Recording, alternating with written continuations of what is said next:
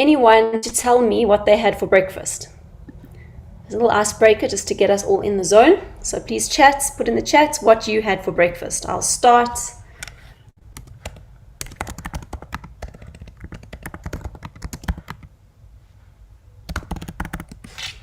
Okay, or Jet, I think that's Tamia, had overnight oats with peaches. Odette had fruit. I had muesli and coffee. Anyone else want to say what they had? You can even say you didn't have breakfast. Some people haven't. You know, it is 10 o'clock. There's still time for your breakfast. Daphne says wheat bix and tea. France says coffee and fat cakes. Jody is, well, Jody went so fast. Where did she go? Okay, Daphne was wheat bix. France was coffee and fat cakes. Jody was muesli and coffee and yogurt. Philip was yogurt with muesli and oat bran. David was muesli. The other David is cereal and coffee. There's two Davids here. It looks like most people like muesli. That is quite a common theme here. Muesli or oats. Interesting. And a coffee, obviously. Yeah, so that's what we had for breakfast. Okay, cool. Now that we know that you have some energy from all your breakfasts, I will share my screen and start. Okay, there we go. Can everyone see this? Yes, perfect. Thank you. Great. Okay. So, obviously this was the little poster that was sent out about today. And now we are going to go into, okay, the introduction was done, the expectations of today's session. So can you tell me what made you want to come to today's session? Is there anything specific that you'd like to learn today? And we'll see by the end if we manage to cover most of these things. So anyone can write in the chat, or if you want to unmute and tell us, you can tell us what you expect from today's session or what you'd like to learn. Okay, anyone can start.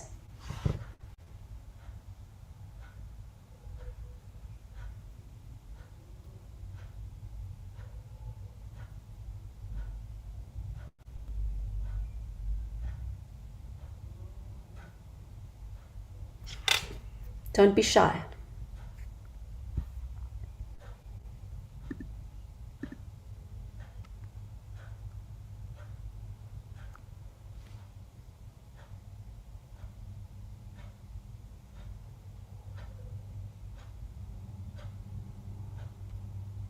Have some of you gone to get more breakfast? Any expectations? Anything you'd like to learn today?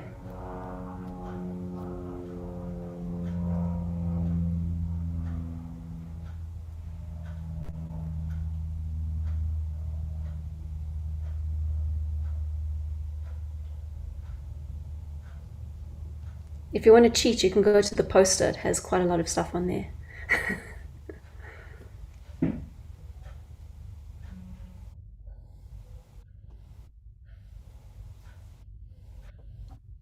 There's a lot coming through in the chat box. Okay, cool.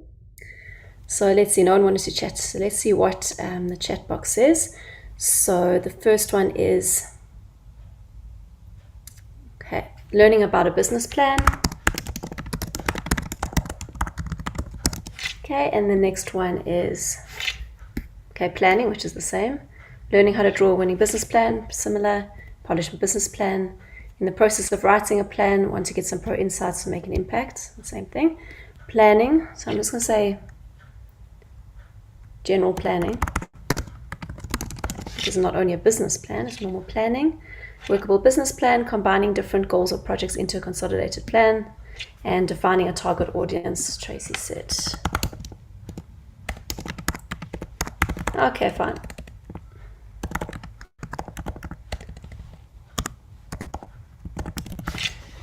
And competitor analysis.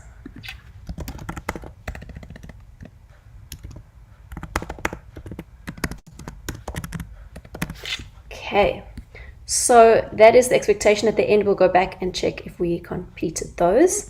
So what skills are needed in business? So project management skills are quite important. Communication skills, very important. Time management, conflict resolution, presentation skills, public speaking skills. Being active citizens and change agents is basically saying that you want to solve problems, and that is why we get into business. Remember, business is about problem solving. People need something and you're going to help them to meet that need. Okay, so active citizenship is just going to the next level and being more service-oriented and more society-focused than your specific business only. So we like to talk about social entrepreneurship and encourage people to do that. So solving social issues while, setting up a business is always the best way to do it, and that is the way of the future. Not just making a profit for yourself, but developing your country at the same time. So we've got these 10 steps that we are going to go through, and the 10 steps are project management based. They're very project management based, and they also have a 13-year experience in a schools program called the Youth Citizens Action Program, which I run. So this, we've been using it in schools, and we've been working with ORT on this for the last, I think, 5 years, and using it for small businesses. And the skills are the same. It doesn't matter who you are, where you are, the skills don't change. So that's why we use this, because it's a tried and tested model. And it really gives you a great base to start your business from and to put your business plan together. And so that's why we're going to go through it. And any questions that you have after each step, please let me know so that we can clear up any issues before we go to the end. As I said, we do have an hour and a half, so it's not going to be a real in-depth discussion.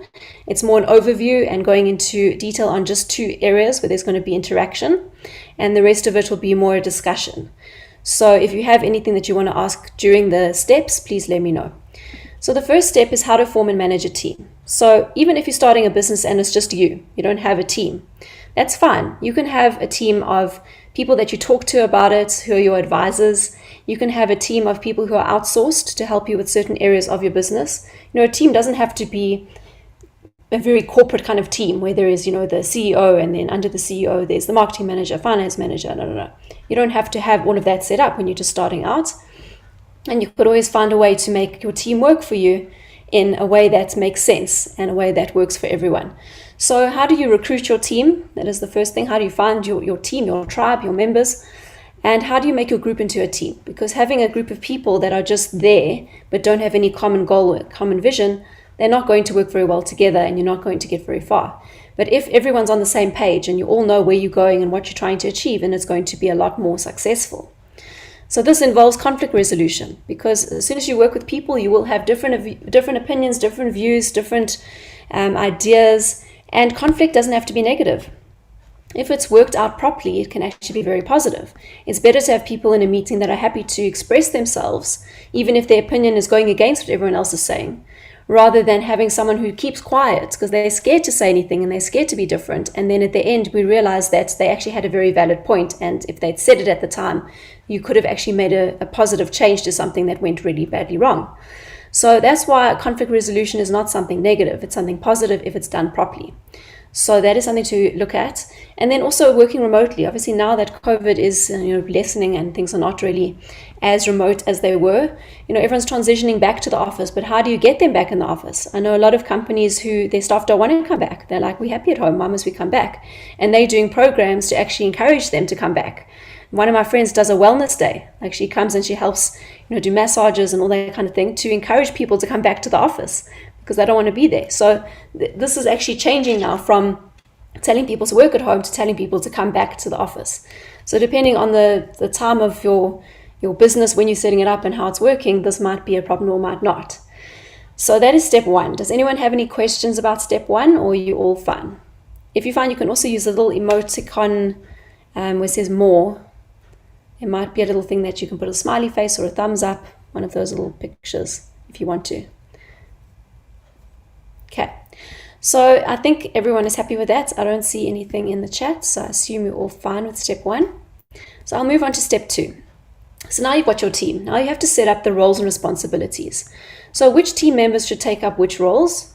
What are their responsibilities? Are there timesheets? Some businesses use timesheets, some don't. It depends on how you run your business and what you need.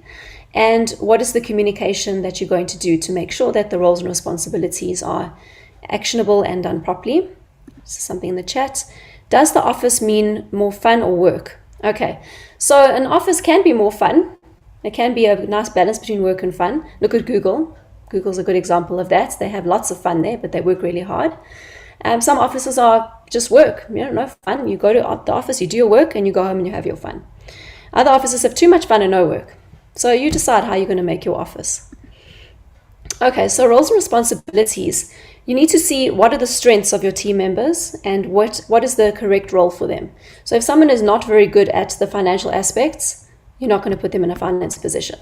That's quite obvious. But if someone is, let's say, very shy, not a very good communicator, you're not going to make them the public speaker, the person who goes into meetings and presents. Why would you want to do that? So you need to know what the strengths of your team members are and put them in the right positions, and also find out what they want to do. Because you might put them in a position, but they don't want to do that. Then they're not going to do their best. So you have to find out all of those things about your staff. It's not just about their skills. It's not just about their experience. It's about their talents, their strengths, their attitudes, their goals in life. Where do they want to go eventually? And how you're going to help them to get there. Because if you're both on the same path, then it's going to work out better for both of you. It should be a win-win situation. Not just you are getting paid to do a job and just do it and keep quiet. That doesn't work. The olden days maybe, but not now. So there has to be communication, two-way communication, and you have to have the correct people in the correct roles, and everyone has to know what their responsibilities are. Have that meeting where you discuss it and you put it down on paper and you agree to it. Because sometimes you assume that people know what their responsibilities are, but they don't. So even if it's listed, like there's a list of it, but you haven't gone through it in detail, they might not understand. Or maybe your view of what it is different to theirs. So that's where communication comes in very, very handy, because you can't really do an assessment on someone until they know what they're supposed to do. Because they're just going to say, well, I didn't know. Like, you didn't tell me that, you didn't explain it, I got confused. And that's when things can be problematic. So this step is very important. And then the next step, this is the one where we're going to have some fun just now. It's the research section. So this is deciding what business you're going to do. Okay, if you haven't started yet, this is like, what do I do? What is the landscape? What is needed? And so you have three methods here that we're going to go through. The first is Swots Analysis, then mapping, and then the mind map one we've actually replaced with something called the systemic stairway. So the Swots Analysis is, what are the strengths, weaknesses, opportunities, and threats that you can see around you? So you can do a macro analysis of bigger issues in the world, and then a micro one of your specific industry or your specific area. And then you can also do a SWOT analysis even of your organization. If you let's say you've already started your organization and you want to move into another direction, or you want to add another product or service, you're in that kind of phase where you've got something, but you want to, expand and move to another direction. The SWOT analysis can help you with that. It's an important thing to do and to keep doing. You don't just do it once and then you're done, SWOT analysis. No, you keep going over that. You can do it every year, every 2 years, every 5 years, whenever you want to do it. And that will help you to actually see a bigger picture of what's going on. Then, let me just see what's in the chat. How do you write a timesheet without showing any distrust in your team members? Okay, so a timesheet doesn't have to be public knowledge. It can be private, that each team member submits it personally to you, and it doesn't go to a public space where everyone can look at the timesheet. So that's how you would, manage that. Or you can do the other way around and make it very transparent and say, look, this is the timesheet system, everyone's doing it, it's available for everyone to see. You can see that this Ryan has been here every day from this time to this time. You can see he's been working, and here's the timesheet to prove it. It depends how you want to do it. And it depends what it's about, like salaries. Everyone says don't tell what the salaries are, because people get upset when they find out. They're like, I should be paid more, I should be paid less, or they should, people never say that. I should be paid more, he should be paid less. But the thing is that you also have to have transparency in your processes, so that the unfairness can't get called. You can't say that person's being treated, with favoritism. So if you have that kind of process where it's very clear and very simple that everyone gets treated the same way, and there's processes in place and policies in place, then you can avoid that kind of problem. So I hope, Philip, that answers your question. If you have anything more details you want to ask about that, you're welcome to follow up with that question. In the meantime, let me continue with this. So the SWOT analysis is the first one. Then the mapping. So mapping is drawing an area of your environment and listing all the challenges on the map. So you draw a little map. It doesn't have to be to scale. It can be little blocks. And you can just list all the challenges or all the gaps in the market that you see there. And that can be physical things. It can be services. It can be, social issues, environmental issues, whatever issues there are, or whatever gaps there are that you find in that area. It might actually spark something for your business, because maybe you just don't know what business to do. You have no idea. But then when you draw that map, suddenly things pop out and you're like, oh, hold on. This area doesn't have a laundromat. In the whole area, there's no laundromat. People are traveling like, half an hour to get to the next laundromat, as an example. So that could be a business that you could get into. Or another problem could be there's very bad social issues in a certain area.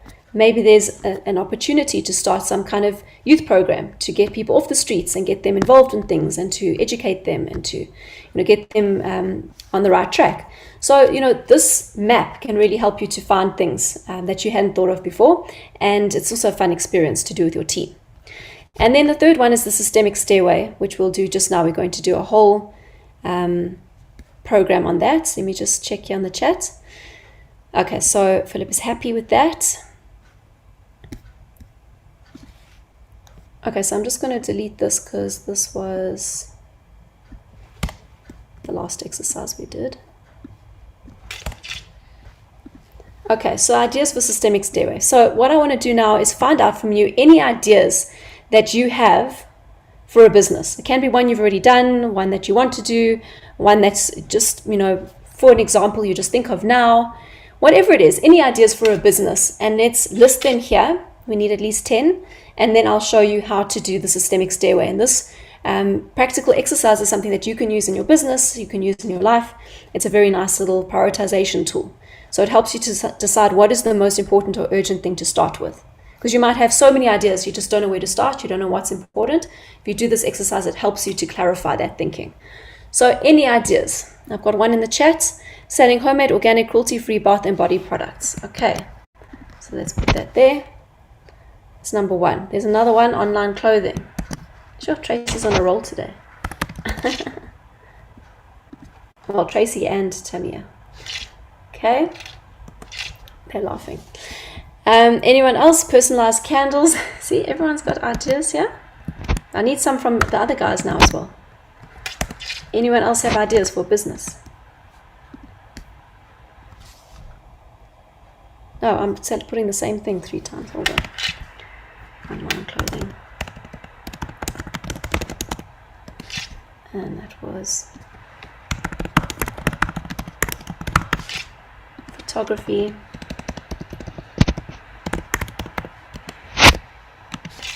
Okay, anything else? I'm sure you guys have ideas. You're just scared to share them in case we steal them. Security.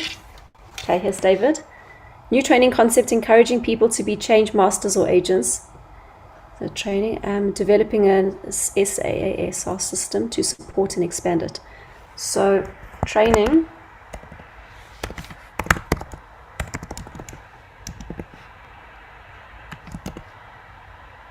Change makers using a system that it's a bit too detailed to put in here, so I'll just put that.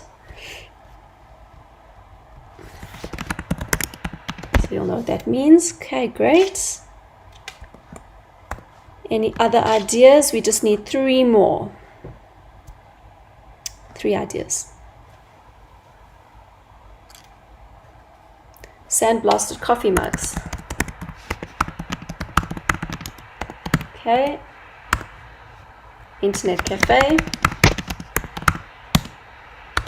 Urban vegetable and gardening service.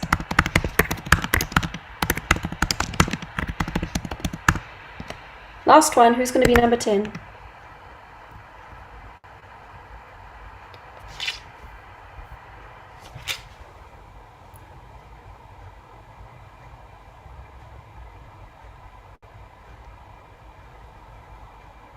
Printing. Odette was number 10. Okay, so these are your 10 ideas.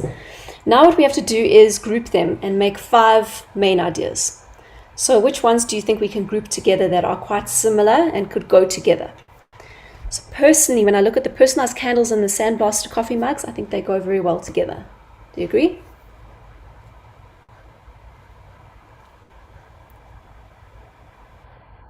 Yes, I agree. Great. Okay. So I'm going to say coffee mugs and candles. Let's just say personalized so we know what kind of coffee mugs and candles. Okay, so that's the one. Okay, then the second one. What else can go together? Did you think the bath and body products could go together with the... Could the cruelty-free thing is going like with the urban vegetable and gardening thing, they're both organic, I don't know. Either that or they could go with the online clothing, because you could sell the body products and the clothing online. What do you think? How would you group them? Wait, there's a chat. Printing and photography. Yeah, printing and photography go together. Let's do that.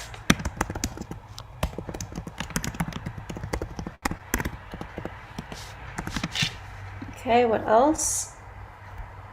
And remember, whatever doesn't go in this group, we just leave it for this exercise. So if you want your idea to come in here, you have to find a way to group it. And you can group more than 2 things together. So let's look at the bath and body products. Do you want them to go with the first one, the coffee mugs, candles, and bath and body products? Or do you want them to go with the urban vegetable and gardening service or the online clothing? I think that's where they fit the best. Let's see. Yeah, the bath and body products with online clothing. Sorry, the bath and body products with the clothing. Yeah. Okay. Bath and body.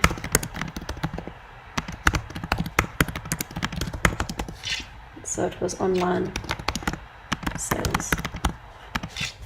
Okay, and then we had someone saying 1 and 2. Tracy said 1 and 2. So the online clothing, we've already put the online clothing separate. It's fine. Okay, that's 3. We need 2 more. So I think security is a standalone. It doesn't really fit with anything else, right? So let's put that there. And then 5 would be, should we use the urban vegetable and gardening service as number 5? Yeah.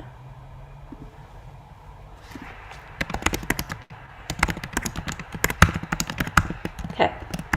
So this is an example of how we brainstorm, but if you're doing this in person, what you would do is get everyone sitting around the table, they'd get a little post-it note, and they'd write their ideas, 1 idea per post-it note, and they don't write their names. Especially in a team meeting, you don't want people to like judge them for whatever ideas they come up with. Like, oh, that's a stupid idea. Why'd you think of that? You know, that kind of, because that happens in some teams where people feel judged and they don't want to write what they're really thinking. So to avoid that, we just put little post-it notes and you write down and you don't say who you are. And then at the end, those get collected. And then you put them up on the wall or on a surface, and then you start grouping them the way we're doing now, but with post-its. So you better stick that one next to that one. So what we did is exactly the same. We got the same result, a different process because it's online. So I'm just explaining how you would do it in person. And then also you would have more than 10. You know, if you were doing this whole exercise, you would have like 30 ideas in your team. You can even do it with yourself. You don't have to do it in a team, but it's more fun in a team. And then from there you group them into 5. So 5 is the maximum that you can do for this exercise. But you could do a few sets of them and get different 5s. But 5 you need for this process. Let me just see what's in the chat. This is the same as brainstorming. So it isn't a brainstorming exercise, yes, but what I'm doing next as the prioritization section of it is different. So this is the brainstorming part of it, and then part 2 is how do you actually choose which one of these is the one that you want to do your business in, which is the most urgent one that you think would be the most profitable. So how we're going to do this is the systemic stairway. Okay, what I need to do now is I'm going to draw on my paper here. I would do it on a whiteboard if we were in person. I know there's some apps that do it, but I haven't figured out how they work yet. So we're going to do little blocks in the picture like this. It'll look like that. So if you want to draw it on your side, you can do it at the same time as me. So the yellow block, I'm just going to do it in blue because I don't have a yellow. You can't really read yellow. And that's going to be number 1, which was the personalized coffee mugs. I'm just going to call it coffee mugs. Can't write the whole thing. Okay, that's number 1. And then I'm going to use purple for the green one on the right, where it says learners are hungry. That one is number 2, the printing and the photos. Okay, that's a block there. Then number 3 is going to be another color. Find a green. Okay, so 3 will be online sales. I'm just going to call it online sales, just because it's a long thing to write. Okay, that's number 3. And then dark blue is number 4, which is the red one, security. And then number 5, I'll do pink, which is the dark blue one on this thing, which is urban veg. Okay, so now what we're going to do, we are going to compare the blocks. And as we compare, we're drawing the arrows. You see the arrows on here? The arrow goes out of the one that's the most important. Okay, take all this out.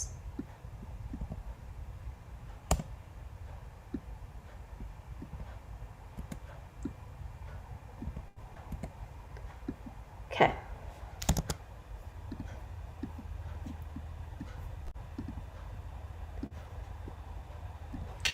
So the yellow one now obviously is this coffee mug one.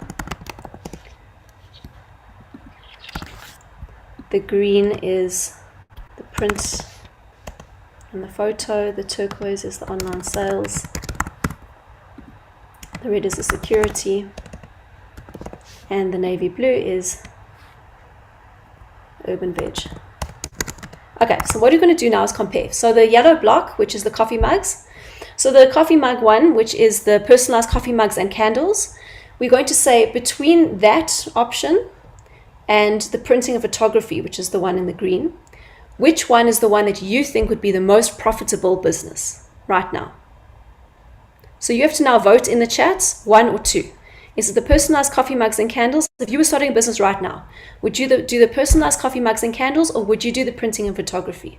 And whichever one wins this round, we draw an arrow from the one that loses to the one that wins. Okay, let's see in the chat. Okay, we've got a vote for 1 and for 2. So we've got, yeah, it's like, okay, wait, let's just see. So 1 and 2, so that cancels it out. Then printing photography got 1. Coffee. So it keeps on tying. Okay, we've got coffee mugs winning now. Coffee mugs are in the lead. No, they're not anymore. Now we've added in 1 again, which is the coffee mugs. Okay, so far the coffee mugs are winning. Coffee mugs are winning. Okay, coffee mugs won. So I'm going to draw the arrow from the coffee mugs, which is the yellow one, to number 2, which is the prints and photos. Okay, so coffee mugs is beating that one. Now we're going to compare 1 and 3 between the coffee mugs and the online sales. So between 1 and 3, which ones do you think are better? 1 is the organic, 1 is the personalized coffee mugs, and 3 is the online sales of bath and body products and clothing. So the personalized coffee mugs and candles, or the bath products and clothing. Okay, online, and then 1, so that's cancelled out. 1 again, so the coffee mugs. Coffee mugs are winning. It's a bit like an auction. Coffee mugs are winning. Now they're going back a bit, but coffee mugs are still in the lead. 1 more and then we'll see.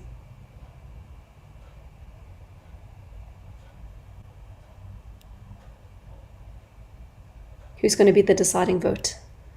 Coffee mugs are winning so far. Okay, coffee mugs won. So I'm drawing the arrow from the coffee mugs to the online sales. Okay, now between 1 and 4, coffee mugs or security, which one is going to be the one that you want to get involved in? Setting the coffee mugs and the candles, or security? In security, that could be anything. I mean, it's very broad.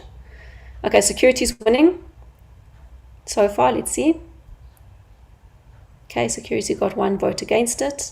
Now back to security.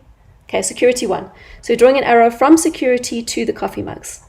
Now between the coffee mugs and the urban veg, what do you think is a better business? The urban vegetable gardening and the gardening, all that kind of green stuff, or the coffee mugs? Okay, veggies are winning. So between those two, veggies won, so the arrow goes from the veggies to the coffee mugs. Okay, now we do the same thing for the next one. So the next one was the print and the photo, printing and photography, number 2, versus the online sales. So which one is more urgent or important? Having a print shop or having sales? Okay, printing 1 vote between 2 and 3. You can write 2 or 3 if you want. Okay, printing is winning. Okay, everyone loves printing. Okay, 1 vote for online sales. Printing 1. Okay, so between printing and online sales, the arrow goes out. of the printing to the online sales. Between the printing and the security, which one's more urgent or more profitable? Printing and photos or security? 2 or 4? It's a bit of a tie. Printing's winning a bit. Yeah, security is not a nice, fun thing like photos and printing, but it is necessary. Okay, we need one more vote to see which one it is, because it's been a tie up to now. Okay, so printing won. So printing the arrow goes out of printing to security. Between printing and urban veg, 2 or 5? Printing or urban veg, 2 or 5? Urban veg, 5, 5, 5. Okay, urban veg won very easily. Everyone loves the urban veg. Okay. And then the next one is online sales. Okay. So between online sales and security, which one? Online sales number 3 or security number 4? Security, online sales, security, 54. Little 4. 4. Okay, I think security won this round. So we draw the arrow from security to the online sales. Then from security, number 4, right, online sales, we haven't finished online sales. From online sales, number 3, to urban veg. Online sales or urban veg? So number 3 or number 5? Online sales is number 3, urban veg is number 5. Urban veg, online sales.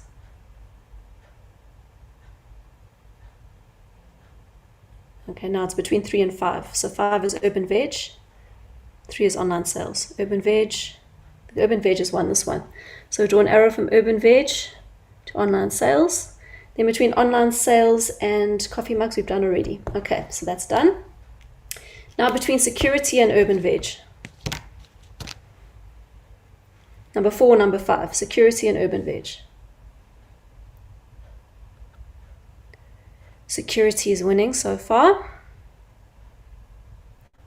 Yeah, security. So security won that one.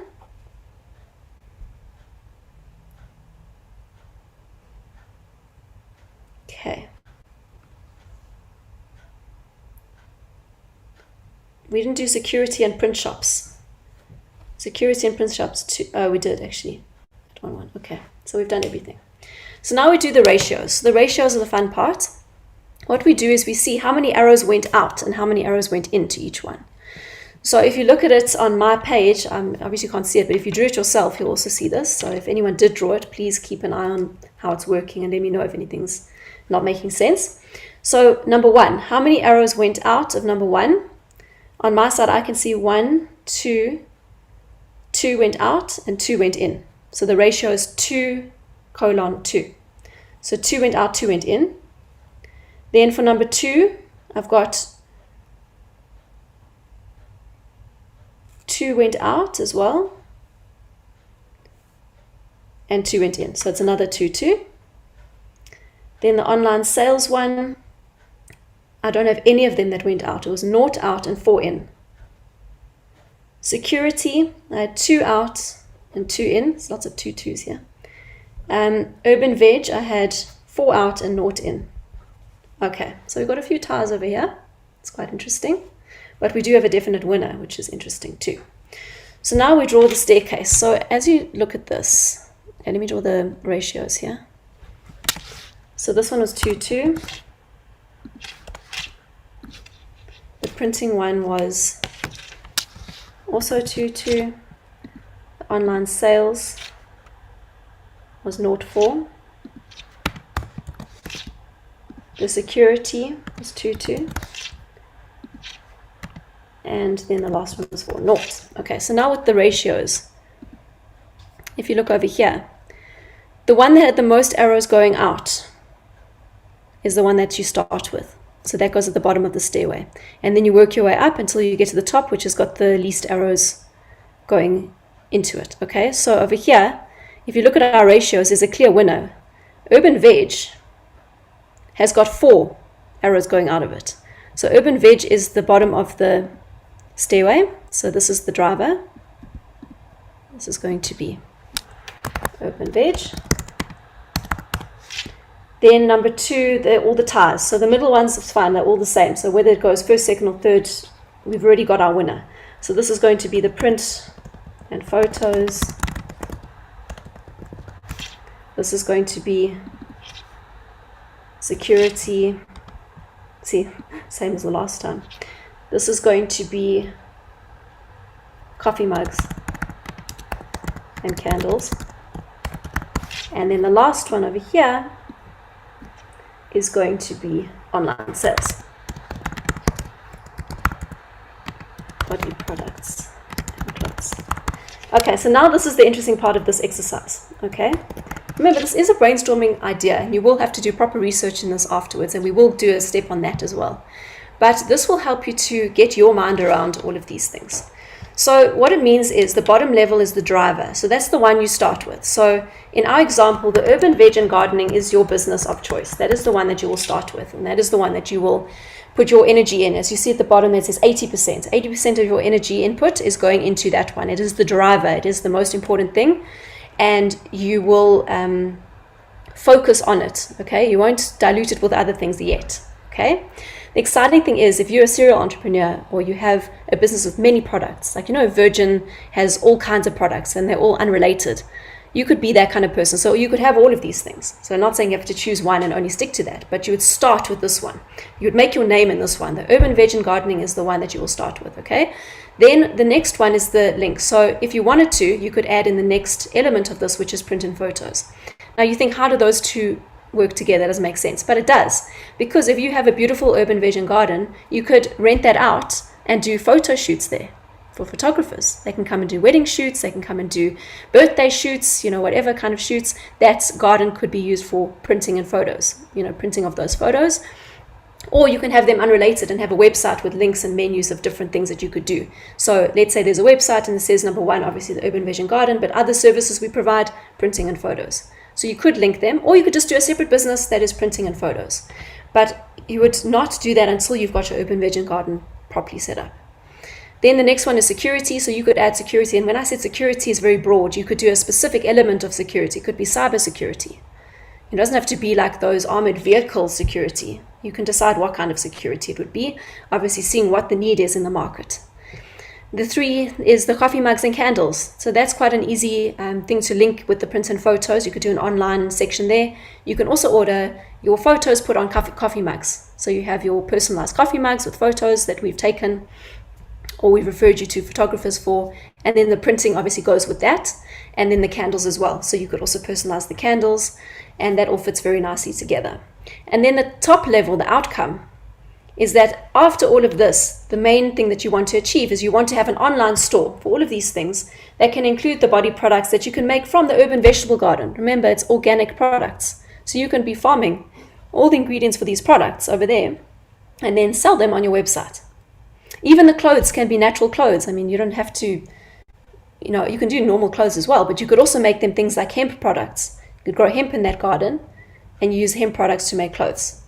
Or you can do, whatever kind of natural processing you can do, or you can just do an online shop with all of these things. They don't all have to be organic. But that's the kind of process that you would follow. So let's say that you were using this for your business and you decided that you wanted to do number 1 first, and you really enjoyed number 1. Then you don't have to do the rest of them. You stick with that one. But the good thing is that at least you have a bit of a structure and you can see how things work. And it's also a team building exercise. So it's a fun thing to do. I hope it makes sense. Does anyone have any questions? I see something in the chat. Yay, I'm second. So in this exercise, this is not gospel. I mean, we just decided it quickly amongst ourselves. So it's a brainstorming exercise, and then it's a prioritization tool. So from here, you would do your research, and you might actually decide to do the exercise again once you've done your research and see if the answers are the same. Maybe once you've done your research and you say, oh, but I'm going to do this in an area that has no space for an urban garden. It's a city with sky-rise buildings. You might have to change it a bit and say, okay, it's going to be now a roof garden. It's going to be something that's not, big plot of land with a garden. We might change it up. Or we might say, you know what, right now we don't have the expertise to do a garden. We're going to start with the print and photos because we do have photographers already that we know. And you don't really need a lot of setup for that. A small studio space is going to be fine, or we can just do outdoor shots. So what I'm saying is that once you've done the research, then you might tweak it a bit. But the good thing is at least it gets your mind around it and it starts the conversation. So that's why it's a very useful tool. So that was the stairway. And then this is the map that I was telling you about. So you would draw the map and write all the challenges. This is an example of a school. And it's just nice because it's all on one page. So if this was your garden, you could say this is our garden over here. Then over there is our photography studio. Over there is our clothing manufacturing. You know, you could do whatever you want with it. And then, okay, so these two we've already done, so I can delete those. Okay, so now we've done that. We're going to the next step, which is finding the target markets and brainstorming solutions. So who's the target market for your product? Who do you need your message to go out to?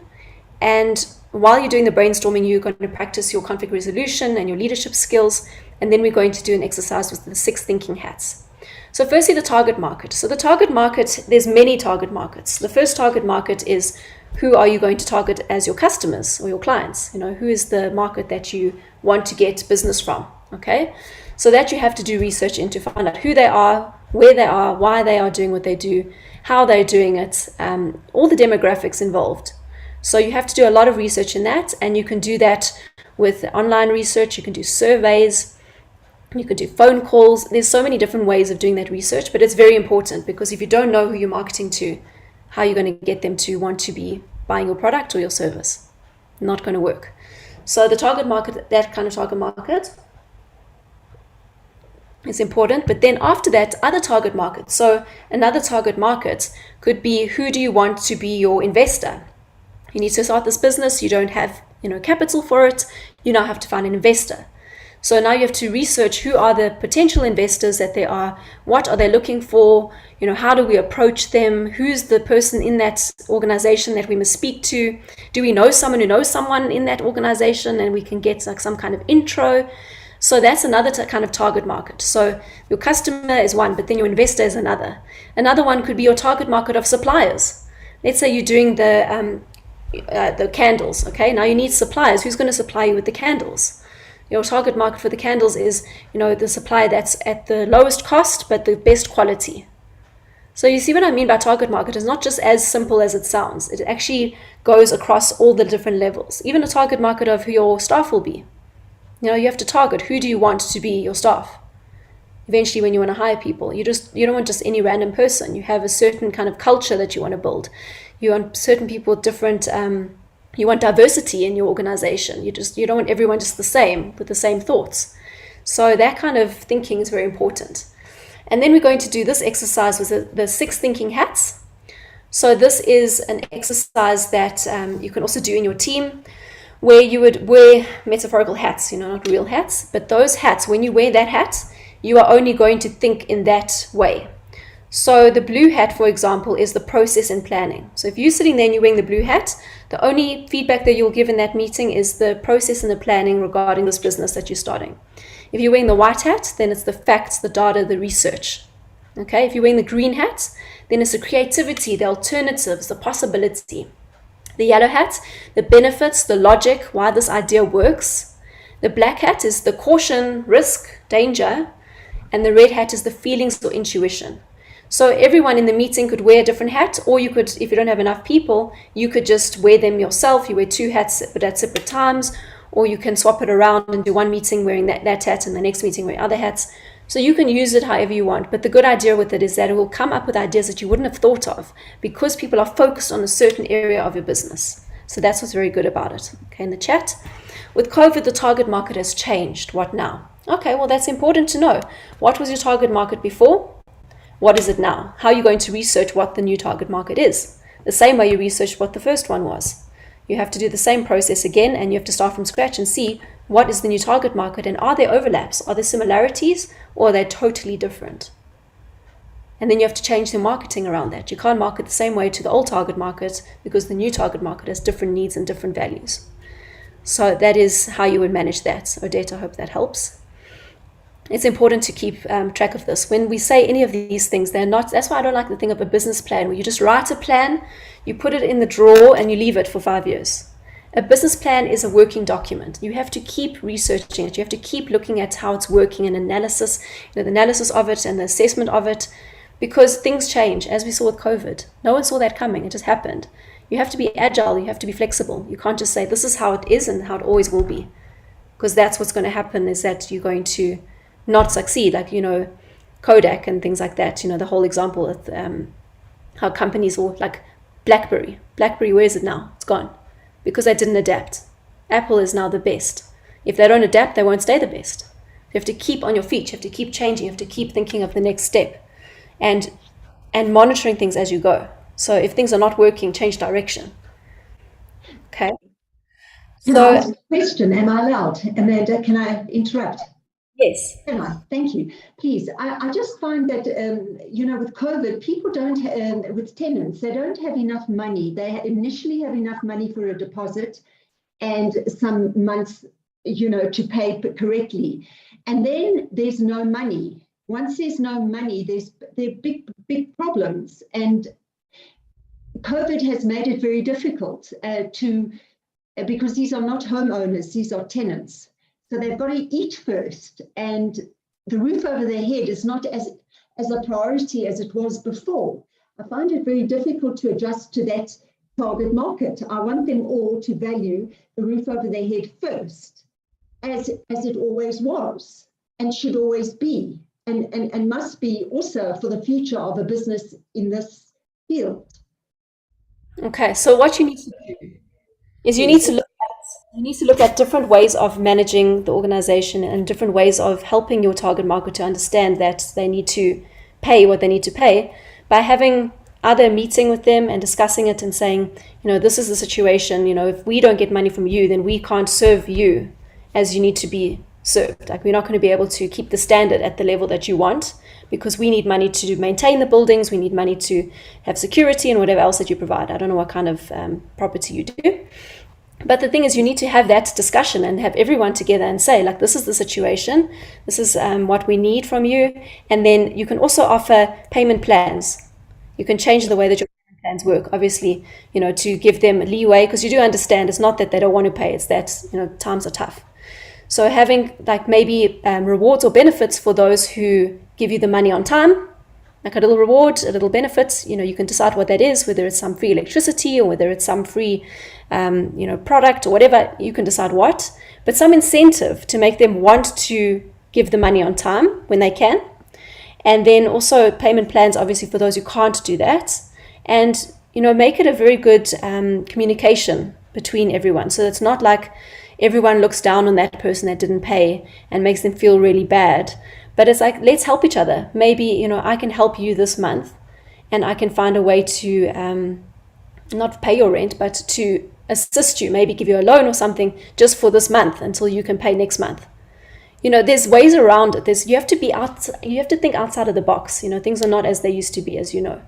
So as I said, the incentive thing is one idea. The other one is communication, and just chat about it and say, what can we do to rectify the situation? Because we can't do what we need to do if we don't get the money. So show that you also have their interest at heart. You're not just doing this because you're the greedy landlord who wants the money. You're doing this because you are giving them a service that they want. You are making sure that they are comfortable in their property. So having that human element does help, instead of just being like, I need the money, give me the money, where's the money? Just that's the only conversation you have. Okay, but can I just say something, if I'm allowed? The caring aspect that there was with the tenant prior to COVID has changed. So you're no longer dealing with somebody who wants to care. Once the money is gone, they're not wanting to care. So it's a problem, because the customer now is aggressive, is acting not like a normal customer, not like a normal person, because they are offended. They don't want to downscale. They just want to stay where they are, and they're offended and they break things and they do terrible things. So it's not like a customer walking out the shop and they're saying, I can't afford it. They're actually staying and trying to break things that prior to COVID wasn't as intense as it is now. What do I do about that? How can I do something? So as I said, within to have positive incentives and then negative incentives. So if they do something that's good and they model tenants, then you have to reward them with something. And it can be something small, something to say, we appreciate you, thank you for being loyal, thank you for paying on time or whatever. You can have different structures, different things that you give at different times. Like, let's say a tenant's been there for 5 years. You have like a loyalty thing of, yay, this little party to say, thank you for being a good tenant for 5 years, and everyone comes to that and sees like, wow, okay, this is a good tenant. Or you can have like different levels of incentives. So you can get maybe a bottle of wine or something to those who have paid on time for the last 3 months, things like that, to encourage people and show that you have goodwill as well, because no one else does that. You will be the only one. So that will be a competitive advantage. Okay, and then also the negative side. So if they do break things or whatever, you need to have some kind of clause in there in the contract that says there's punishment for that. You can't get away with it. You have to pay back for those things that you broke, or we're going to keep your deposit or whatever it is. Now, I don't know how your setup is and what you've agreed already, but you have to show them that this is a two-way street. The roles and responsibilities are both sides. It's not just one-sided. We are in this together. We have to work together. So that's my advice for that. Does that help at all? Yes, it does. Thank you very, very much. Thank you. Pleasure. Now, Philip says, service providers, example in communications or financial services, are faced with overheads on one hand and at the same time not in a position to offer incentives. Okay, so when I say incentives, as I said, it can be a bottle of wine, it can be a pot plant. It doesn't have to be something huge like a holiday to the Maldives. Like, really, I don't expect that. But it's just the thought that counts. It's that small attention to detail and care that makes the difference. Like, I remember when I worked at a company, whenever it was spring day, the company would buy little pot plants for the staff, and we'd all get them on our desk. And it just made us feel so good and so valued. And it didn't cost them much. A pot plant's like 50 Rand. But the fact is that they thought of us and they did something to make us feel special. And that's what I mean by incentives. So you don't have to go and, spend all your profit on incentives. And it can be something small like a certificate, a frame certificate. That's all. Like long service award, certificate, nice little frame, and give it to them. Like, it doesn't have to be big. It's the thought that counts, basically. So that's what I would say about Philip's question. Even a letter, just a letter of thank you, doesn't cost anything. But it goes a long way. People like to be appreciated.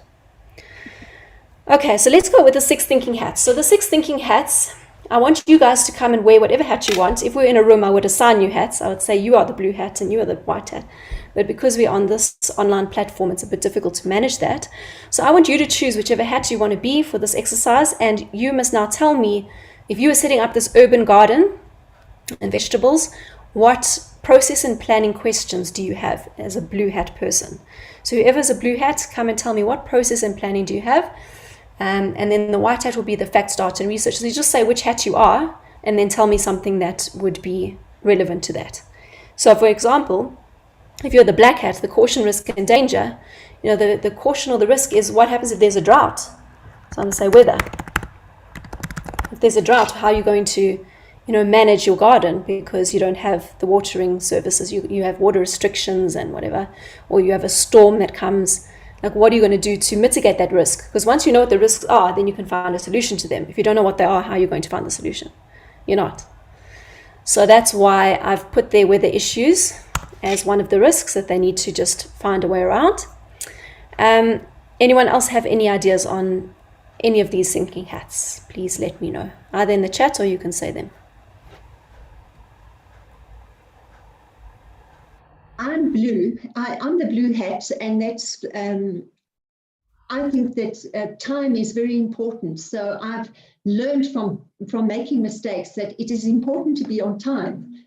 It is so important. So yeah, that's for my input on that, is to be on time and be respectful and be mindful. Is so important. Yeah. Okay, cool. Thank you. Okay, so while you're doing your process and planning, you need to bear these things in mind: time management, respect, and mindfulness. Okay. Anyone else have any other ideas or any additions to any of these hats?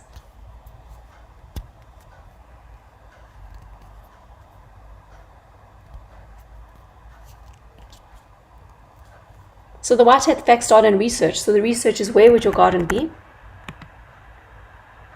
Is it going to be at people's houses? Is it going to be business?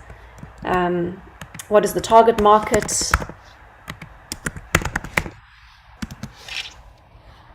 How much would you charge? Equipment that you would need. You need to do research into these things.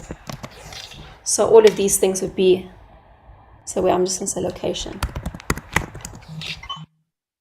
Okay, in the chats, we've got blue, environment, seeds, manufacturing. Okay, so the blue,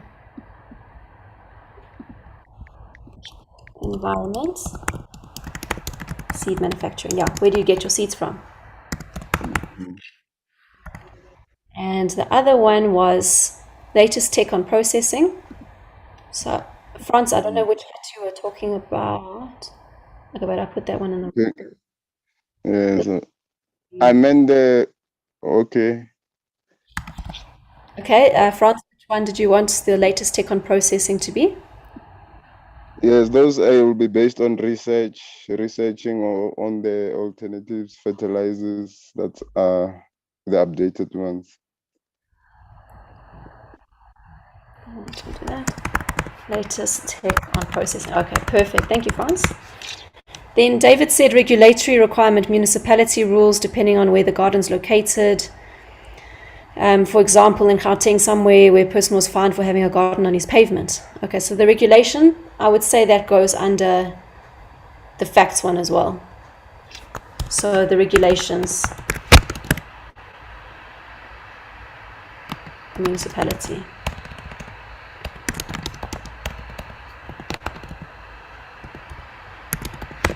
Perfect. And then Odette says, will a pot plant to a tenant with a garden be a good idea as a gift? Yeah, for sure. Someone who has a garden loves plants.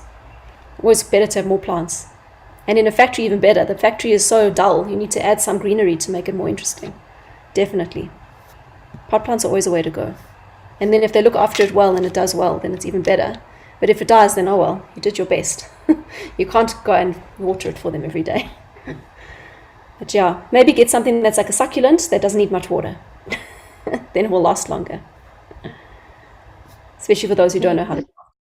Thank you so very much. I will try it for the first time. I'll let you know. Thank you. And Tracy. No, seriously. Thank you. Thank you. And that goes for anyone on this group. If you have any challenges or any successes using this methodology, please let us know. It's always good to get feedback. It's good to hear your stories. Okay, no one said anything about the yellow hat. So what's the benefit of this garden? Like, why would we want to do this urban garden? What is the benefit of it? What is the logic? Why does this idea work? Why did everyone choose this as the one that we're going to do? It got 4 arrows going out of it.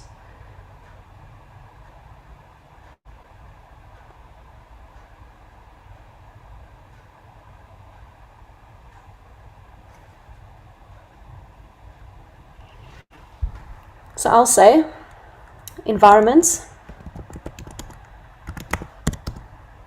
awareness, and food security.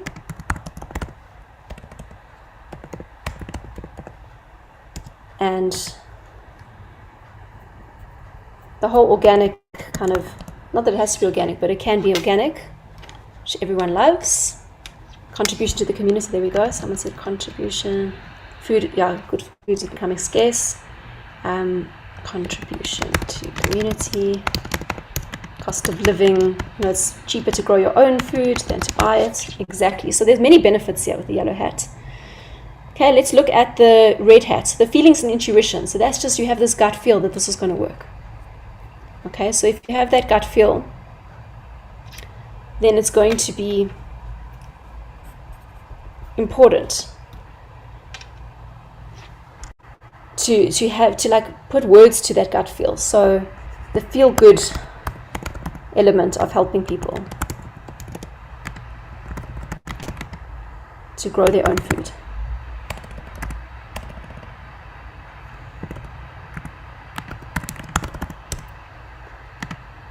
The intuition of helping climate change, yeah, self-sustainability, exactly. climate change.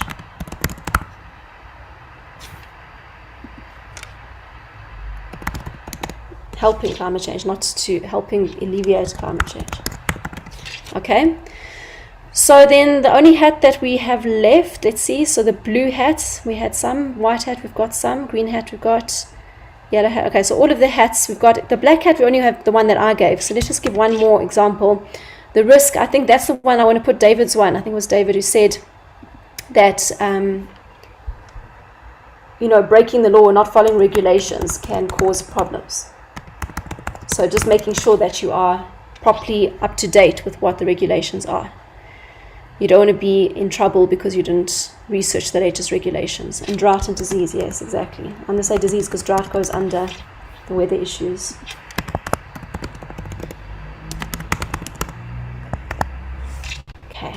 Okay, so that's the exercise. So the nice thing about it, as you can see, is that it gets you thinking in a different way. And then at the end of it, you've got a whole list of things that you now need to work on. So now we're going to the next step, which is where you work on these things, which is planning the actions and budgeting.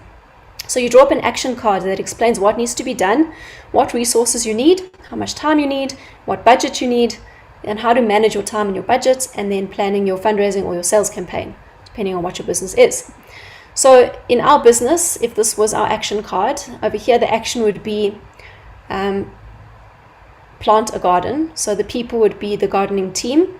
The resources, that's information that we have. We know when's the best time to plant it. We've done our research. We know, actually no, let's not do that because that's later on, the planting of the garden. Before we even plant the garden, we have to do something. So let's take something from our 6 thinking hats, which is here, the target market. Who we're going to get as the target market to do our services, the gardening service. So here, action, find target markets.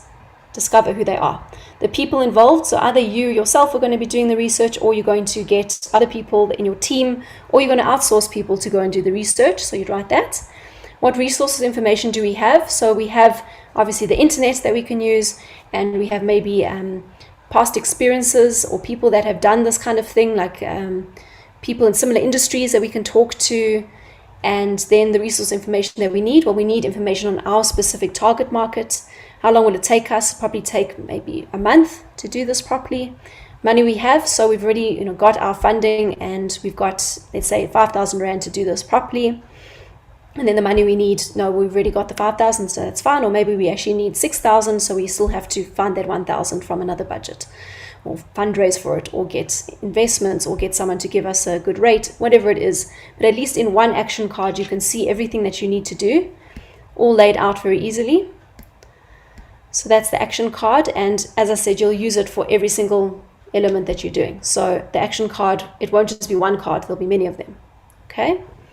Then step 7 is managing the team and doing the actions. So managing the team by having meetings regularly, looking at the action card and seeing that they met their deadlines, seeing that any changes that may have happened during the implementation phase are managed. So, things don't always go according to plan. Have a plan B, have a plan C, and always look at how it's going and check if it's on track or not, so that you can manage the risk and manage the outcome. And then if you're using a timesheet and a table, then you can actually show the accountability and the responsibility of everyone involved. So managing the team, this is what we use in meetings.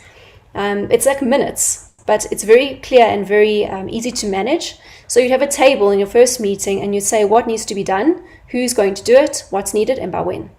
So if this is done properly, and everyone knows it's done properly, then the accountability and the responsibility are very clear. And the deadlines are set. So if there are any issues, you can always go back to those notes and say, oh, but you said you're going to do this by this date, and now you haven't. What's the story? And you find out what the story is so that you can actually manage it.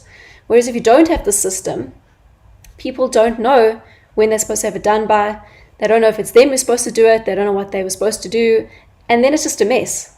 So for accountability, this is very, very useful. So I'd recommend something like this, if you can use that in your meetings, and also talk about the changes from the planning to the action. So congratulate those who come up with other plans. Some people, they say, okay, go and do this, and this is how you must do it. Fine. Then they go, and then it doesn't work, and they come back, no, it didn't work. But what about coming up with another plan? Think of something else. Don't just give up.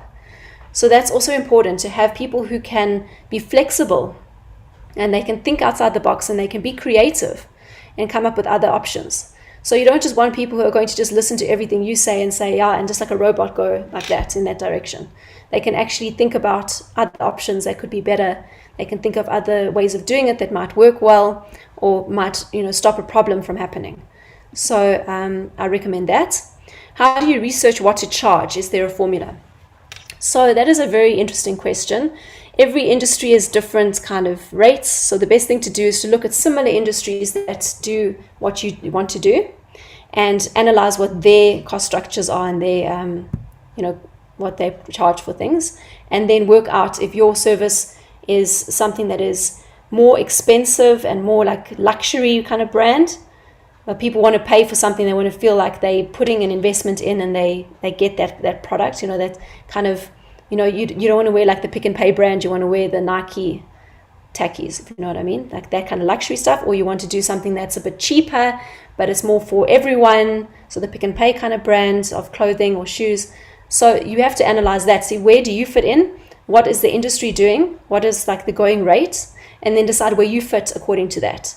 So as I said, it doesn't always have to be the cheapest is the best.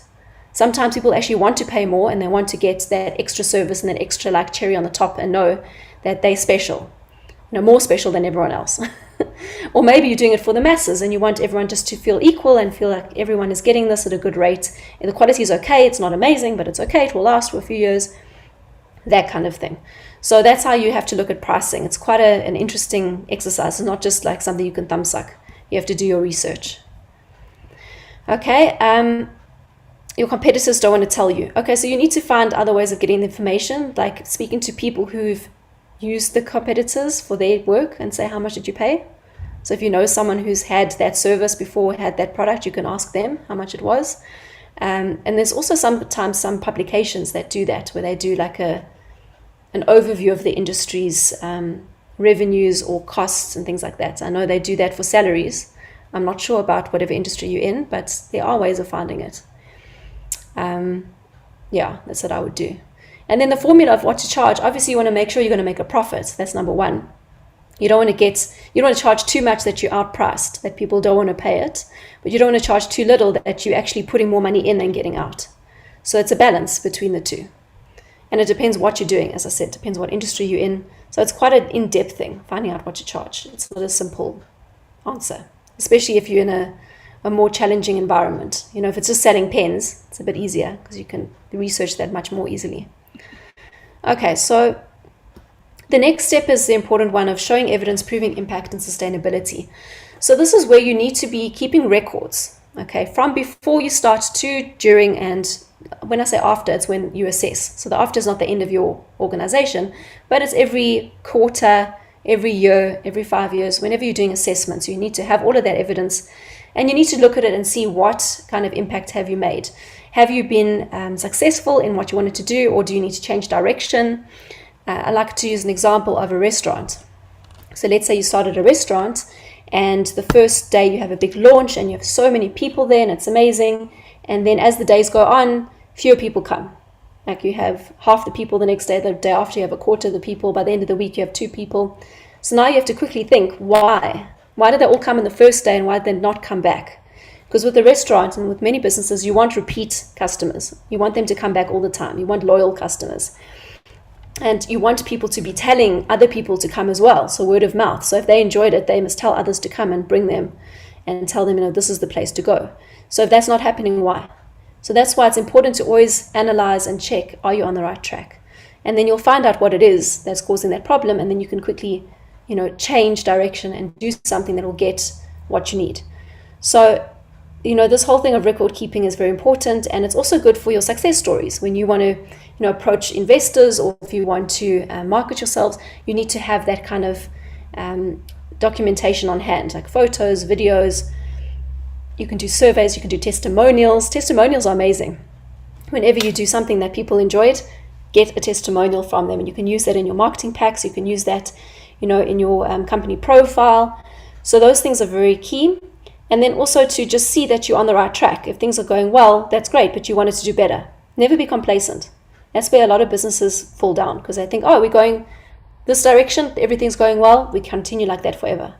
And then they forget that things change. It's not going to be like that forever. They need to keep on reevaluating and seeing what else they can do to make people stay with them, because people can leave tomorrow. Like, they're not going to be loyal forever. If there's something better out there, they'll go to it. So keep on track of your competitors, keep on track with your target market. If things are changing in the world, like COVID, you have to keep on evaluating and changing, and do it in a way that really is on top of everything. So don't think about it 3 weeks later, think about it 3 weeks before. See the trend, see that what's happening. And if something suddenly happens, you also have to be able to think on your feet. So it's important to just keep your finger on the pulse and not just sit back and say everything's fine, we'll just continue like this for the next 50 years. Okay, to talk about it, communication and motivation. So this is the communication internally and externally. So internal is in your team, and external is your marketing and to your customers and things like that. And they're different. Internal communication will have more of the stuff that's confidential, that you don't want everyone to know. So this quarter we didn't do that well, but we're not going to go and tell everyone that we meet about it. We're going to work on it and try and fix it, but we're not going to spread the word like a marketing campaign about that. But external, obviously you want everyone to see the good side and see the benefits and all of that. So focus on your market, like whoever you're communicating to, and make sure that the message is correct. So the right message at the right target to the right target market at the right time. So it doesn't help to advertise something to someone when they're not going to be looking at their, let's say their TV or their radio. They're not going to be listening at that time. You have to find out when your target market would be listening. So if you directly marketing to business people who would be traveling, then drive time would be the best time to advertise to them, because they're in the car and they're listening and they're focused. Wouldn't help to have it at lunchtime, because they're at work. They're not going to be listening to the radio.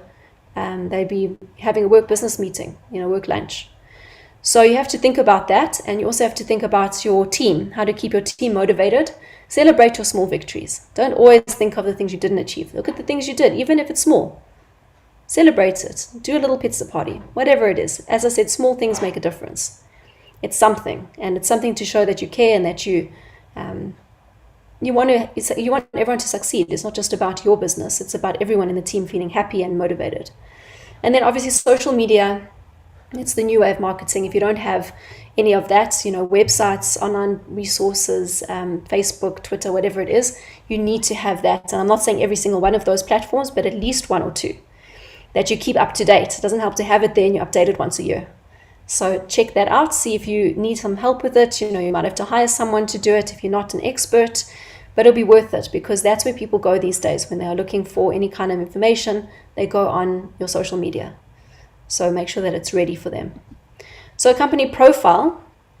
So once you've created all of this stuff, you can put into a business plan.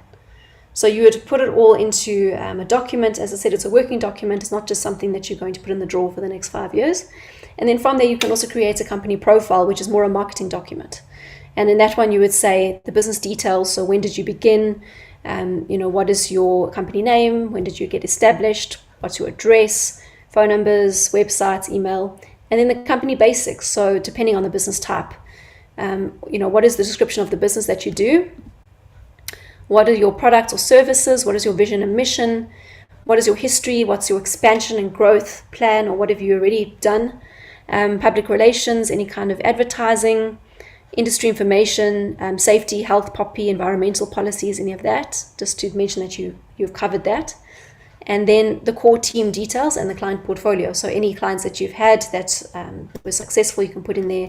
You can put some highlights and show what awards you've won, what certifications you've got, any special programs and projects, testimonials, news or media recognition that you've received.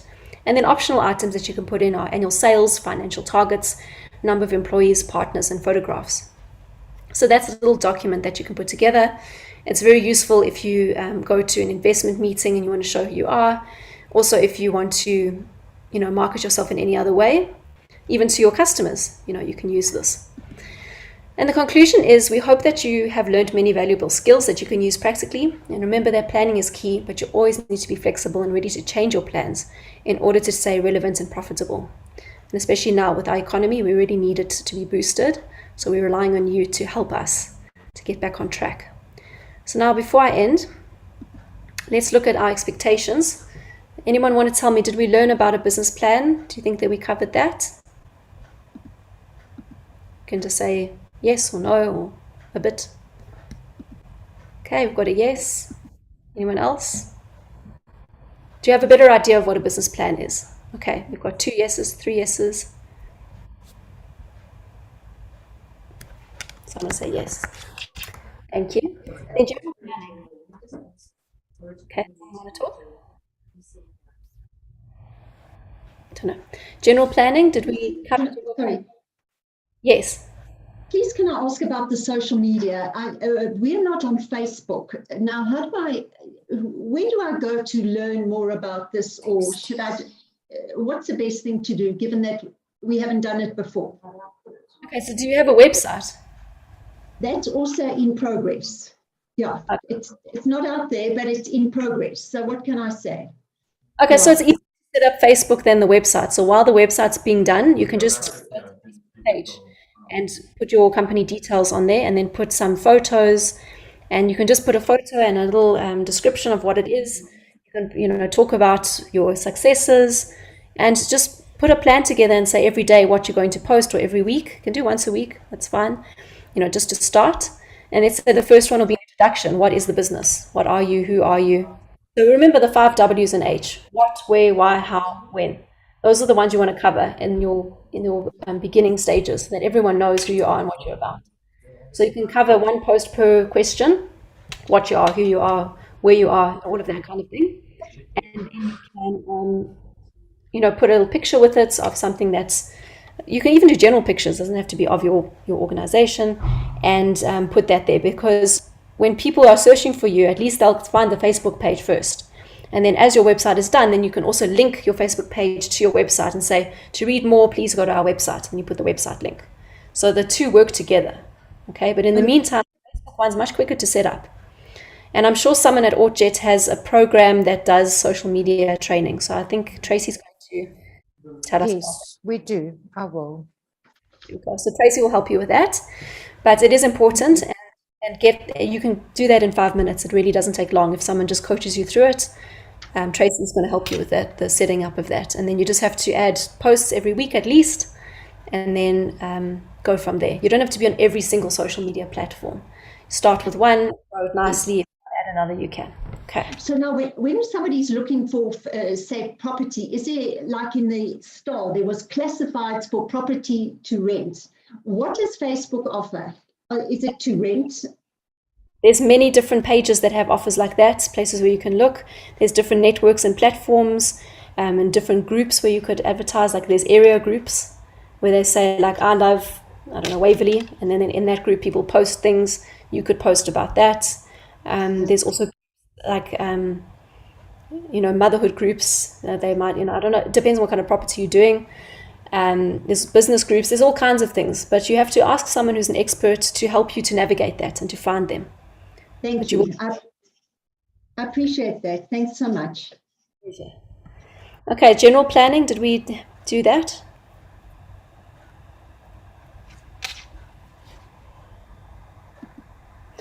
And also, as someone has said in the chat, that LinkedIn is more preferable than Facebook for them. That's also fine. LinkedIn is more like a business version of Facebook. So it's more business people, whereas Facebook is more general. So there are businesses, but there's also more general stuff. So it depends what you want to do. And, you can do both. You can do either. It's up to you. But as I said, you need to be in at least one. Okay. Okay, so general planning we did. Defining a target audience. Did we cover that in enough detail? Do you understand what it means?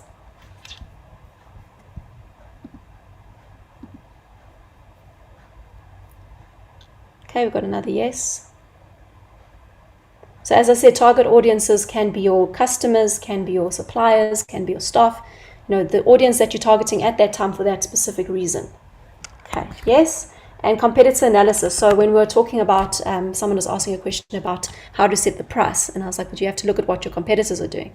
But that's with everything. Even when we were starting our urban garden, we have to check what are other people in the space doing. We have to know where the gaps are, and we have to know what we can do better than them, because we have to have a competitive advantage. So I think we did mention that. So I think we've covered everything. Is there any question that you'd like to ask us?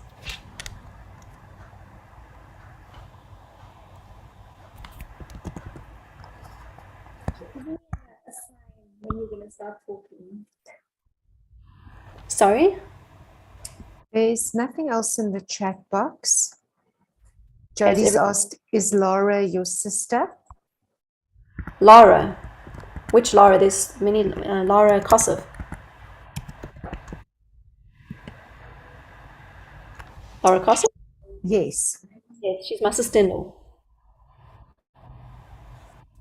My husband's sister.